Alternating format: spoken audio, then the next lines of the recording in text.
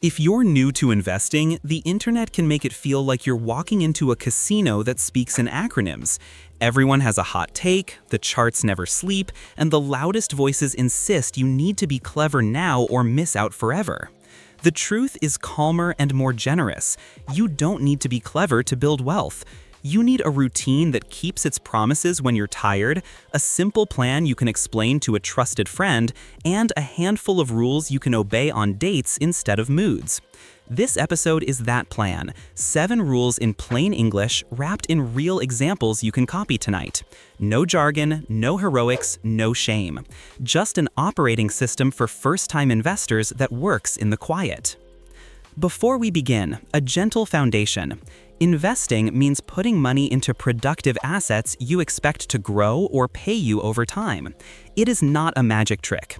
It is ownership of real businesses, real property, or real bonds bought at real prices and held long enough for compounding to do its patient work. Returns are the market's way of paying you for waiting while living through uncertainty. Your job is not to predict. Your job is to design behavior that survives the weather. The first rule is to build a runway before you take off. Investing when your month is a cliff is like flying with no fuel reserve. The first gust sends you back to debt at surge pricing. Create a small, boring wall of cash, call it a sleep fund because names change behavior, so emergencies become errands. Start with 1 month of essential expenses and climb toward 3 to 6 as your life grows or your income becomes spikier. Park it in a simple, higher-yield savings account you don't otherwise use, and let it be dull on purpose. In the same breath, neutralize high-interest debt. If a balance costs you 15 to 20% a year, it is beating most investments before you get out of bed. Automate minimums in the first week so late disappears, pick one target balance, and add a steady, survivable extra each payday until it expires. None of this delays your dreams, it protects them. Once you have a small buffer and your costliest debt is caged, you can invest without flinching, because your money won't need to sprint back to put out fires. The second rule is to pay your future first on rails, not vibes. If you try to invest what's left over, you're quietly promising to invest nothing. Life is loud. Move the decision to the only day that matters, payday. Route income into a staging account with no card attached, and schedule an automatic transfer to your investment account the moment money lands. Your contributions become a bill you gladly pay to future you. If your employer offers a retirement account with a match, treat the match like an instant raise you unlock by contributing. Capture every free dollar. If you don't have employer plans, use whatever tax-advantaged retirement accounts your country allows and a simple brokerage account for the rest. Either way, automate. Investors who automate invest in both good weeks and bad ones, which is the only way compounding knows you're serious. The third rule is to keep it boring and broad. The enemy of a beginner is the illusion of control that comes from picking winners. Professionals with teams and data struggle to beat the market after fees. You don't need to try. Instead, buy the market itself through low-cost index funds and exchange-traded funds that own tiny slices of thousands of businesses across sectors and borders. You're not betting on one CEO. You're buying human ingenuity at scale. Add a modest bond sleeve so you can sleep at night. Bonds won't make you rich, but they keep you invested when stocks throw a tantrum. If you crave spice, keep single stock experiments to a tiny, pre-decided slice, small enough that a total loss wouldn't change your life or your mood.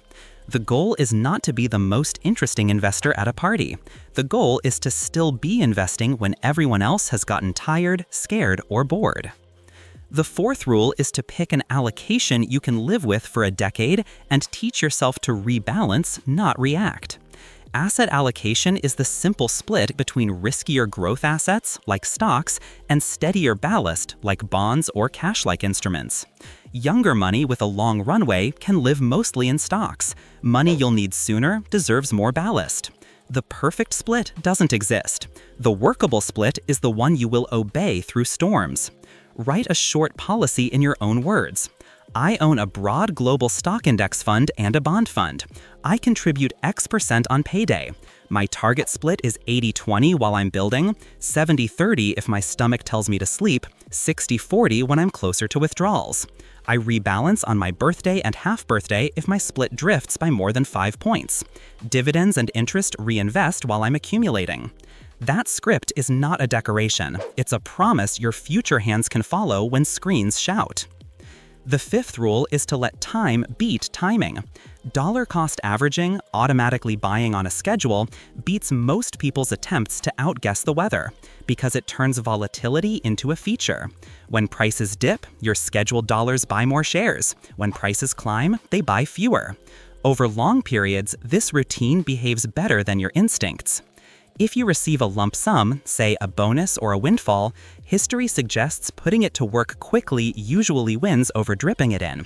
But behavior matters more than spreadsheets. If committing it all at once keeps you up at night, split it into a few scheduled chunks and finish the job within a set window. The answer is not to be brave, it's to be done. The sixth rule is to minimize friction, fees, and unnecessary churn, because tiny drags become enormous over long horizons. A fund that charges 1% a year seems harmless until you realize it's siphoning thousands of your future dollars for the privilege of underperforming.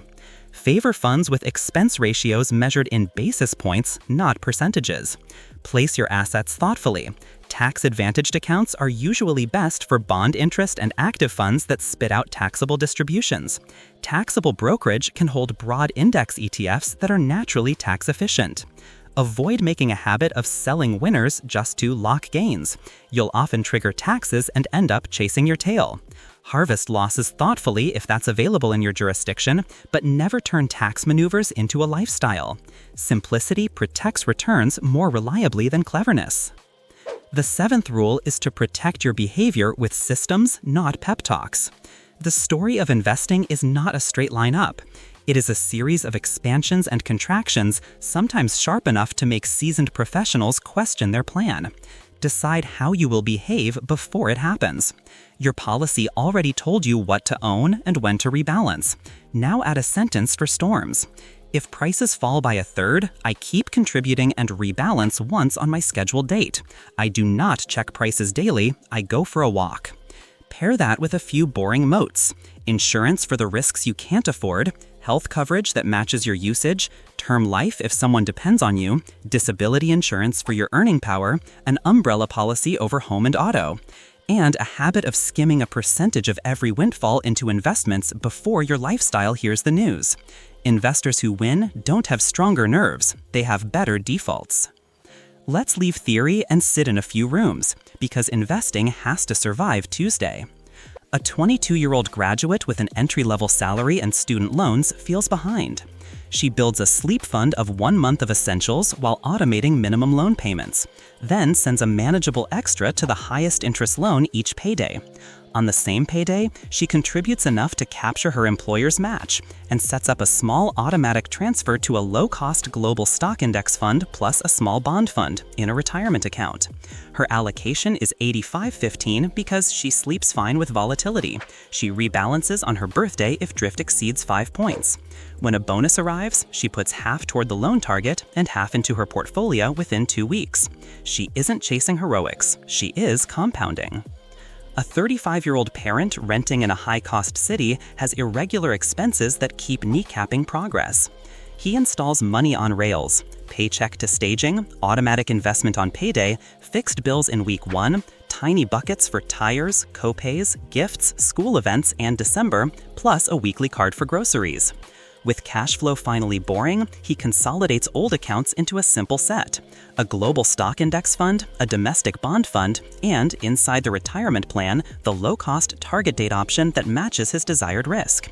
He writes a one-page policy and tapes it near his desk. When he feels an itch to do something, he reads the page. Doing less becomes an act of discipline, not apathy.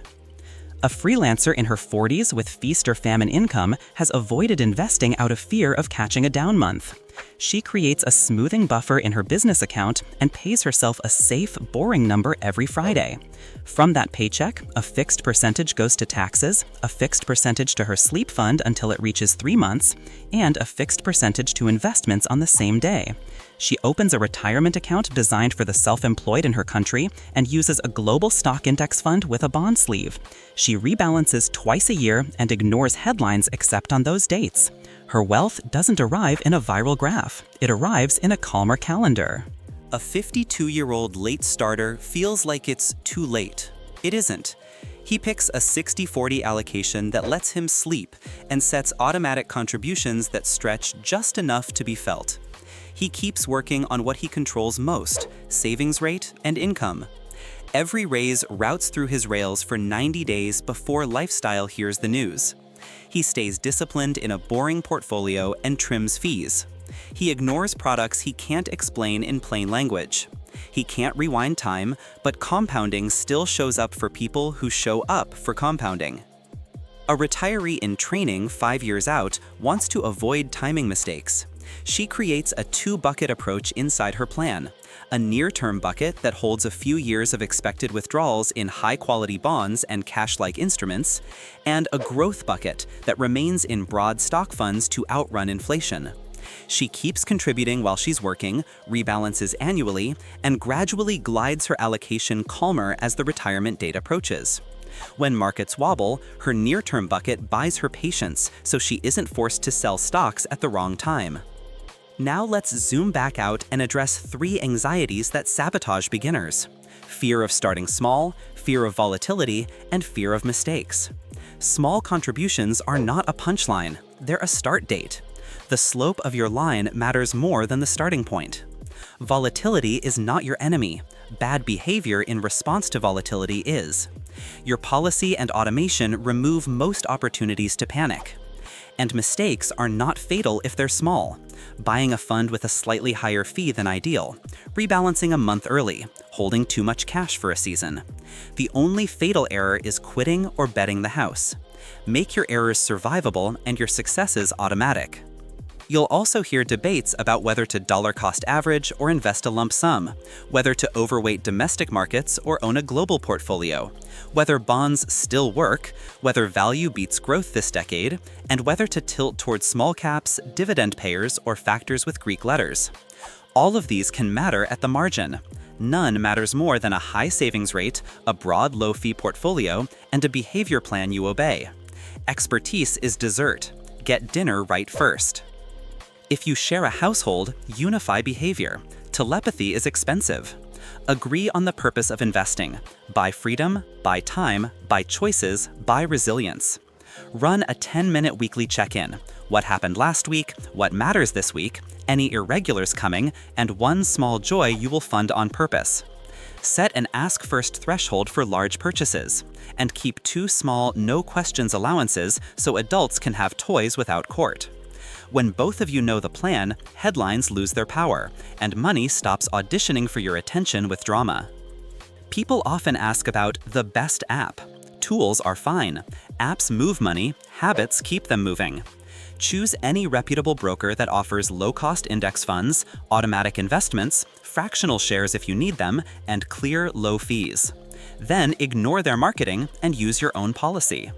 A perfect interface cannot fix a plan you won't follow. A plain interface works wonders when it points to a calendar you trust. There is one last rule hiding underneath the other 7. Make your investing plan your identity, not your hobby. Hobbies ebb and flow. Identity persists.